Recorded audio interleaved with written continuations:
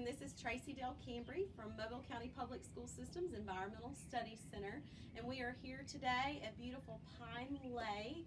We wanted to talk to you just a little bit today about the water that's on this place that we call Earth. Of course, Earth is our home, a big beautiful planet, and on that planet we have a lot of surface area, and a lot of that surface area is water. In fact, over 70% of the surface of Earth is water. And most of that water is contained within the oceans. But we also have lots of fresh water. We know that the water in the oceans is salt water, but we have lots and lots of fresh water around us too, but nowhere near as much as what we do in the oceans and the salt water. So our fresh water on the surface of the earth is only really truly about 2.5%. And believe it or not, most of that fresh water is not accessible like our lake is. A lot of it is contained within glaciers and ice fields. But about 1% of the fresh water on the surface of the earth is in places like we are today, like our lake, also in our streams and our rivers and different things like that you can actually access, that you can go to and you can see that water. And of course, this lake is a wonderful, wonderful ecosystem. We have lots of aquatic plants that live within this lake. We have lots of animals that live here in the lake as well.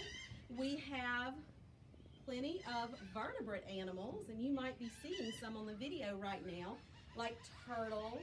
You know, our vertebrate animals are those animals that have a backbone. You're hearing some in the background as well with some of our birds. But we also have lots and lots of invertebrates that live within the water as well here at the lake. Lots of those invertebrates are things, say, like our snails and other little creatures that you might find that are really, really interesting. And a lot of times we don't necessarily think about those little critters living here inside an area like our lake that we have. But they are definitely here as well. And all of these things that are living here in this lake need water, including things that live around the water like us. Water is so important to us. We can't live without it. We are what's considered a biotic factor. We are a living factor, along with the turtles and the plants that are around us. Water is abiotic, meaning it's not living, but it certainly is extremely important to all of these living things, including us. Now, have you ever thought to yourself, where does all this water come from? Where does it go to? Does it just stay right here? Now, we know, as we've studied in the past, the water cycle. We understand the water cycle, and we understand that water has a cycle that it goes through over and over and over again. Remember, with cycles, there's no beginning, no end. It's a continuous thing. So our lake here is fed by precipitation, the rain, and other things that fall from the sky. That water that's coming down every time it rains, and you know, we are in one of the rainiest cities in the United States, so we get lots and lots of rain. And our lake here, Pine Lake, is fed by that rainwater.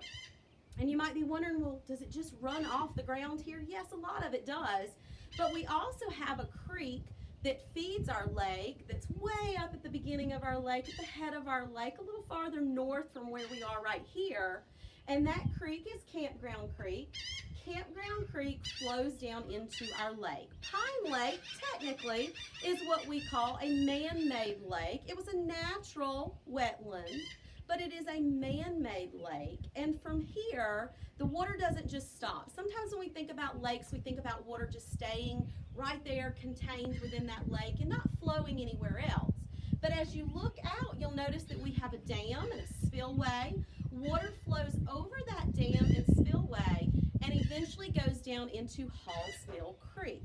From Halls Mill Creek, the water doesn't just stay there. It continues to flow as well, and it flows down into Dog River, which means that the land right here around the center And in fact, the majority of the city of Mobile is part of the Dog River Watershed. When we talk about watersheds, we're talking about the area of land in which water flows and eventually empties into a larger body of water. So the majority of the water that comes right here to the center is flowing down through our lake and through our other wetlands that are contained here on our property, like Coyote Creek, which is what we call a wet weather creek, meaning that it can be dry sometimes, but when we've had lots of rain, as you know we have lots of here in Mobile, it contains that water, it holds it, and it carries it off, acting as flood control as well to keep our areas around us from flooding, like our building here at the center and our parking areas. So it's got to have some place to go, and it continues to flow down Coyote Creek and empties into Hallsmill Creek and into Dog River as well. So all of that water that comes into this particular area, that comes into the majority of the city of Mobile, is eventually ending up into Dog River. So we are part of the Dog River Watershed, which also means that anything that ends up in our waterways can eventually end up down into Dog River. And from there, it can continue to flow because Dog River empties into Mobile Bay, and we know that Mobile Bay empties out into the Gulf of Mexico.